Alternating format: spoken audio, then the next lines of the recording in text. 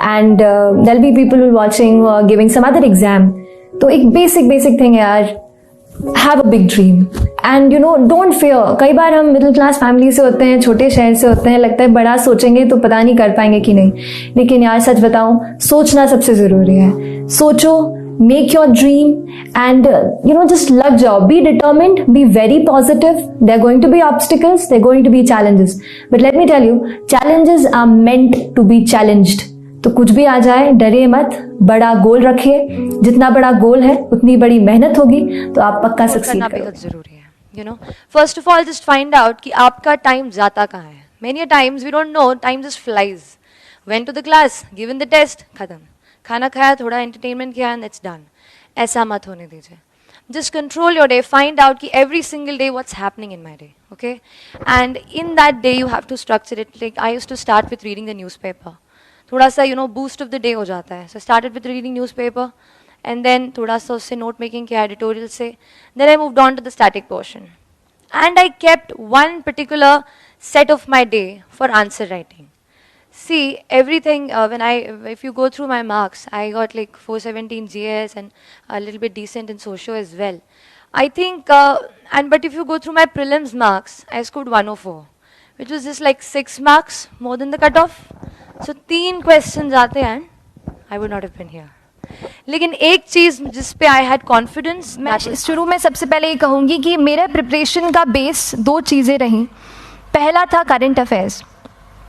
Current affairs इसलिए मैंने उसको उसी से शुरुआत की क्योंकि करंट अफेयर्स सबसे इंटरेस्टिंग पार्ट होता है. कई बार आपको हिस्ट्री कभी बोरिंग लगेगी, कई बार आपको लगेगा ज्योग्राफी इतना, कभी हर किसी के अपने अपने फेवरेट्स होते हैं. तो मुझे वो 2 सब्जेक्ट्स लगते थे कि यार इतना मन नहीं करता है. लेकिन न्यूज़पेपर्स और करंट अफेयर्स में जो भी नया चल रहा है वो मुझे हमेशा इंटरेस्टिंग लगता था. इंटरनेशनल रिलेशंस में क्या हो रहा है, क्या सोशल रियलिटीज़ हैं, कहाँ क्या हुआ, उसका क्या इम्पैक्ट पड़ेगा एडमिनिस्ट्रेशन पे और हमारी कंट्री पे. तो उसको आप अपना एक बेस बना सकते हो. आप करंट अफेयर्स बेस्ड प्रिपरेशन कर सकते हैं. इसलिए भी क्योंकि अगर आप मेंस एग्ज़ाम देखेंगे तो काफ़ी डायनामिज्म आ गया है. केवल प्रीलिम्स में नहीं बल्कि जनरल स्टडीज़ पेपर 2, पेपर 3 में भी आप देखेंगे कई सारे ऐसे सवाल हैं जो करंट इवेंट से इंस्पायर्ड होते हैं, उन पे बेस्ड रहते हैं. तो जब आप न्यूज़पेपर बेस्ड, करंट बेस्ड पढ़ाई करते हैं तो वो आपका प्रिपरेशन वहाँ से. पढ़ते तो हम सब हैं, लेकिन हमें पता कैसे चले कि हमारा स्टैंडर्ड क्या है. देखिए, अगर हम अभी आपसे बात कर रहे हैं तो वहाँ कोई दिल्ली में बच्चा बैठा है जो पॉलिटी की लक्ष्मीकांत खोल करके दूसरा पेज पूरा रट रहा होगा. बात सही है. तो वो जो है ना, टाइम का हमेशा याद रखिए. टाइम हमेशा याद रखिए कि आपका टाइम सबसे ज्यादा जरूरी है. अगर आप अपना वक्त निकाल कर इस पढ़ाई को दे रहे हैं, हमारे लाइफ के हम कलरफुल यूथ के ईयर्स अगर हम पढ़ाई को दे रहे हैं तो अपना 100% दीजिए. शुभकामनाएं, बधाई आपको. धन्यवाद. फर्स्ट अटेम्प्ट था, आपने टॉप किया है, किस जी. क्या है सर, पहले तो ये कहूँगी कि यूपीएससी देना एक या आईएएस बनना कहूँगी एक बचपन का सपना था, चाइल्डहुड ड्रीम. तो जब बड़े हुए और कॉलेज में आए, थोड़ा जाना इस बारे में कि कैसे क्या होती है ये परीक्षा, किस स्तर की पढ़ाई होती है, क्या क्या सिलेबस में होता है. तो वो पढ़ने के बाद, जानने के बाद बहुत इंटरेस्ट लगा एंड लगा कि इस लाइन में जाना चाहिए क्योंकि बहुत लोगों तक पहुंच सकते हैं, मदद कर सकते हैं. जो भी सोसाइटी में चल रहा है उसे टच्ड फील किया और इस लाइन में आने की डिसाइड किया. और कैसे, जैसे मैं हूँ अगर उस पर कि कैसे मैं कर पाई, तो I think her rose consistently पढ़ाई करना, 5 से 6 घंटे देना हर रोज़ डिसिप्लिन के साथ, और खुद पे एक भरोसा रखना कि हाँ हम कर सकते हैं और लिस्ट में आ सकते हैं. तो वो भरोसा मेरे ख्याल से बहुत, आई थिंक 50 से 60% वही काम कर जाता है. अभी आपकी महिलाओं में पे क्या कुछ जब मुझे पता चला कि मेरी 5th रैंक आई है, जाहिर सी बात है मैं बहुत ज़्यादा खुश थी. लेकिन जब मुझे ये पता चला कि मैं ऑल इंडिया गर्ल्स टॉपर हूँ तो मैं थोड़ी सी वो हुई, क्योंकि पिछली बार से देखा जा रहा था 1st, 2nd, 3rd रैंक पे हमेशा कोई ना कोई लड़की या महिला रहती है. तो वो मुझे लगा कि थोड़ा और बेटर अगर मेरी रैंक हो पाती तो मैं सारी लड़कियों को रिप्रेजेंट करके फर्स्ट उनके उससे वो आ पाती. उस वजह से थोड़ा सा डिसअपॉइंट हूँ. बाकी ओवरऑल तो काफ़ी खुश हूँ रिजल्ट से. इस सफलता का आप श्रेय किसको देना चाहिए? सफलता का श्रेय, यूपीएससी में सफलता, यूपीएससी एक बहुत बड़ी जर्नी होती है. 1-1.5 साल तक आप उस एग्ज़ाम में रहते हैं. तो बहुत सारे लोग हैं. मेरे मम्मी पापा सबसे पहले, जिन्होंने हमेशा सपोर्ट किया, जो भी प्रॉब्लम्स आई हमेशा मोटिवेट किया. मेरे कुछ खास फ्रेंड्स हैं जिनसे मैं कनेक्टेड रही और कभी भी दिक्कत होती थी मुझे हमेशा विश्वास दिलाते थे कि मैं कर पाऊँगी। और मेरे भाई, फैमिली मेम्बर्स और जो भी टीचर्स मेंटोर्स रहे हैं, जिनकी मैंने टेस्ट सीरीज़ ली या जो भी जिनसे पढ़ा, वो भी उनको भी मैं श्रेय देना चाहूँगी इसके रिज़ल्ट का। आपका फर्स्ट अटेम्प्ट आपने कब किया, कहाँ से किया, अपनी एजुकेशन के बारे में? मेरी स्कूलिंग सबसे पहले तो बताऊँगी कामिल कॉन्वेंट स्कूल BHEL से हुई है, और उसके बाद मैंने ग्रेजुएशन किया LNCT से केमिकल इंजीनियरिंग में, और मैं 2018 यानी लास्ट ईयर ग्रेजुएट हुई हूँ। और उसके बाद बस मैंने परीक्षा दी और भगवान की दया से उत्तीर्ण हुई। बचपन से ही आपका ड्रीम था, लेकिन ग्रेजुएशन के बाद अच्छा आपने इंजीनियरिंग की पढ़ाई कर ली, उसके बाद फिर एकदम चेंज कर अपनी UPSC की तैयारी की। जी, लाइन चेंज नहीं कहूँगी, ये कहूँगी कि दिमाग में था, बट ऐसा था कि ग्रेजुएशन में आप इंजीनियरिंग कर लें, ऐसा चलता है ना कि आप इंजीनियर बन जाएंगे तो थोड़ा एक सिक्योरिटी ऑफ वो हो जाता है, उस वजह से इंजीनियरिंग लाइन में गई।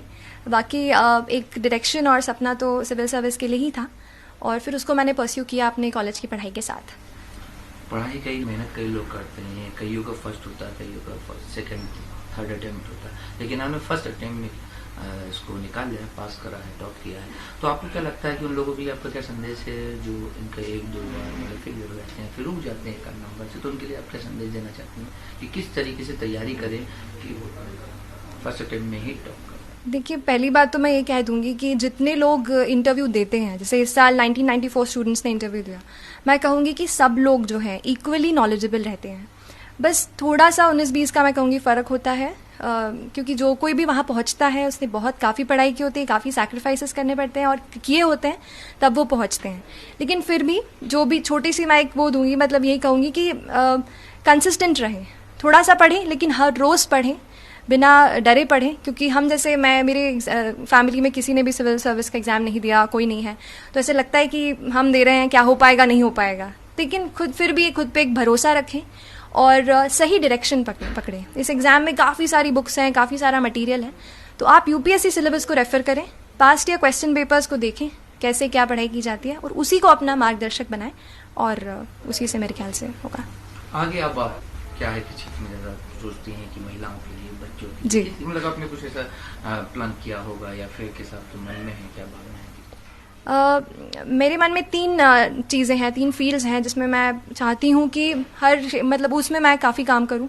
पहला तो महिला सशक्तिकरण का, महिला खुद हूँ, लेकिन उसके अलावा भी मैं कहूँगी कि महिलाओं की दशा थोड़ा और सुधारना, उनको और एम्पावर करना।